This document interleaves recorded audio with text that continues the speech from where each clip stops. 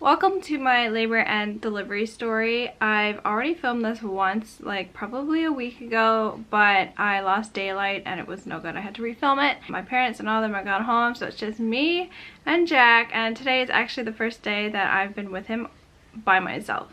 And it hasn't been too bad, but I haven't been able to put him down all day, and he hasn't napped all day, which is not like him. Usually he's asleep most of the day, and he has a couple hours in the morning and a couple hours in the evening when he's wide awake. But today it's just all off track, of course. He's 3.5 weeks old today, so I'm a little late filming this. So first of all, I didn't vlog or record any of my labor and delivery, except I think my sister got one clip of me when I was in the shower at the hospital, but I really did want to do a labor and delivery vlog, but I didn't because I labored mostly at home. So I didn't get to the hospital until 7 centimeters dilated, and by that point I was, when you get that far into labor, you kind of go elsewhere in between contractions. You're not, it's really hard to explain. You don't really notice what's happening around you. You don't even really know who's there.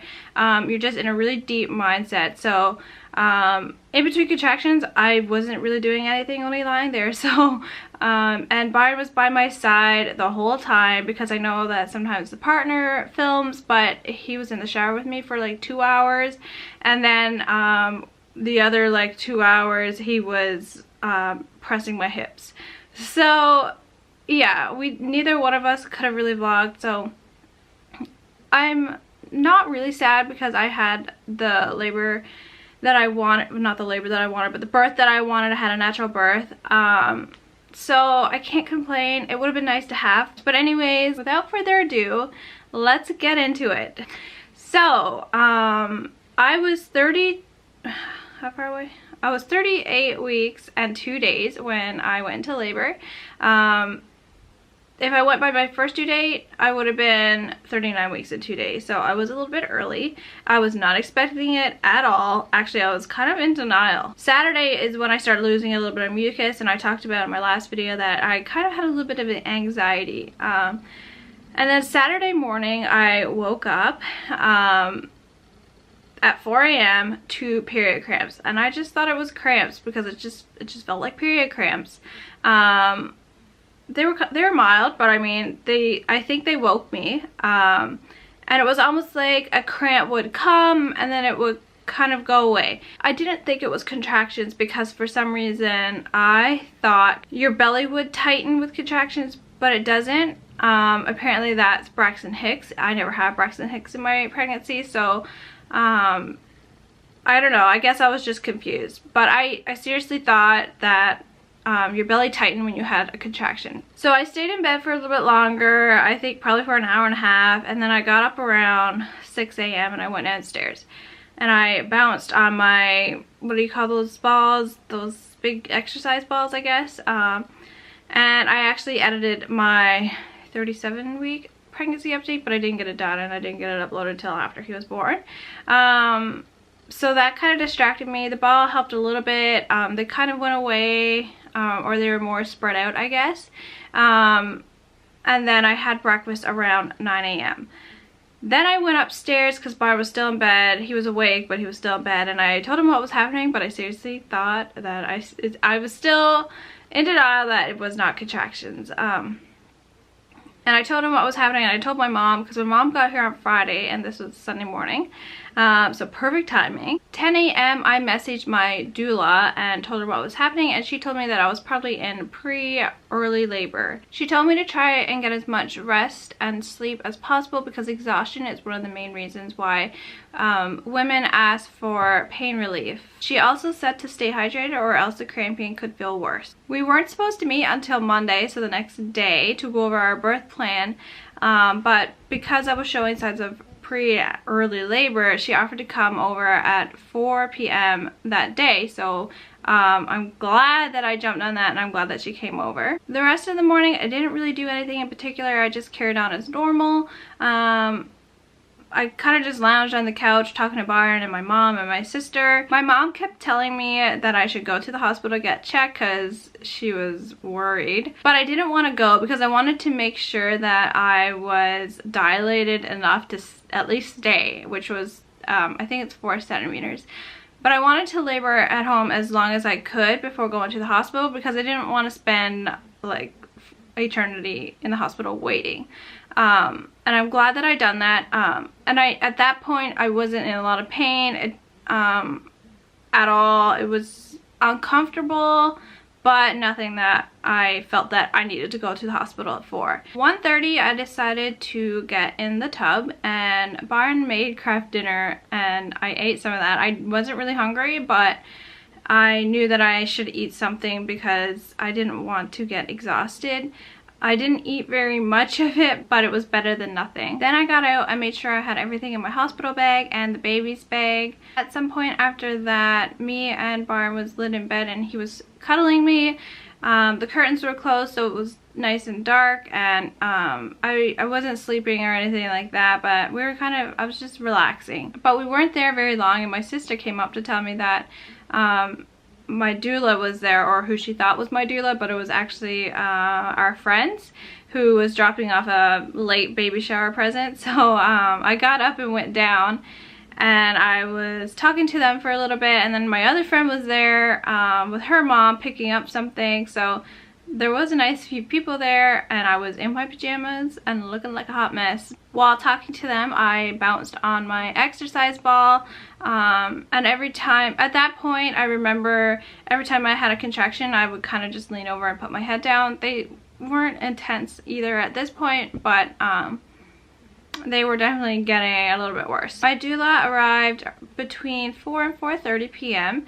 And we went over our birth plan. She brought her laptop and she done it up at my house, whereas if it was our normal meeting, she would have printed off all the paperwork and we would have went in depth of the birth plan and discussed it all, but I didn't have time for that because I was in labor. Having contractions every 3 to 4 minutes, which I was having contractions every 3 to 4 minutes all day. They just weren't very intense, but I was tracking them earlier that day and they were about 4.5 minutes apart, and it was like that the whole time. They were getting a bit stronger at that point, but I could still talk through them. I think she was really surprised by my contractions and how close they were and how many I was getting.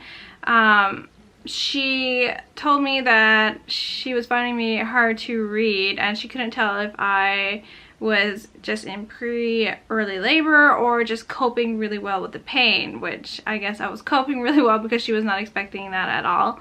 She was actually supposed to be volunteering that night for something, but she had to call and cancel it, and once she was over, she realized how far along I was. She left to go home and packed her bags, and then met me at the hospital. Before she left, she showed me a couple positions that I could try and get some rest in, but I didn't use them because I think they were more for pre-early labor if you're trying to sleep, where I was too far in labor for that to get any sleep at all. She showed Byron how to squeeze my hips while I was having a contraction to help with the pain, and that really helped later on in labor. My contractions really picked up after she left, and I went upstairs just to double check I had everything and to get ready. And I remember I had a couple contractions when I was in my room getting ready that made me wonder how I was gonna get to the hospital because they were getting pretty strong at that point. I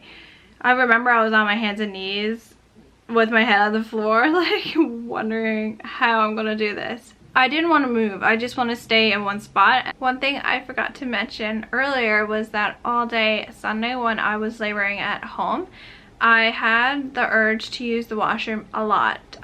So it felt like I needed to poop a lot, but nothing would hardly ever come out. I guess there's only so much you can poop, but I would have the urge to go all the time, and I would go and sit on the toilet, and yeah, nothing would really come out. 6:30 p.m. we left to go to the hospital. It wasn't too bad, the drive there. I had about 2 or 3 contractions. It only took about 15 minutes to get there, but overall it wasn't too bad. They say that getting in a vehicle and driving or whatever can slow your contractions. It might have done it for me. I don't really remember. We walked in the hospital and got registered, which only took a couple minutes, and then they sent me upstairs to a room where they wanted a urine sample, which was pretty challenging. I had 2 contractions while I was in the washroom, and I don't know how I peed in the cup, because it's bad enough when you're full-blown pregnant. Putting contractions on top of that, I don't even know how I did it, but I did. They then hooked me up to the machine that monitors my contractions and the baby's heart rate for about 20 minutes, and Jack had the hiccups while we were listening. He always had the hiccups, and he still has hiccups a lot now. I did lie on my side while I was hooked up to that machine, because just lying on my back was really intense. And every time I would have a contraction, Barn was sat beside me and he would rub my lower back, which helped a lot. The nurse came back around 20 after 7 to check me, and I was 7 centimeters dilated. And I was so happy and proud of myself for laboring that long at home. And it was kind of like a huge relief to hear that I was 7 centimeters, because if she told me that I was only like 2 or 3 centimeters, I probably would have punched her in the face.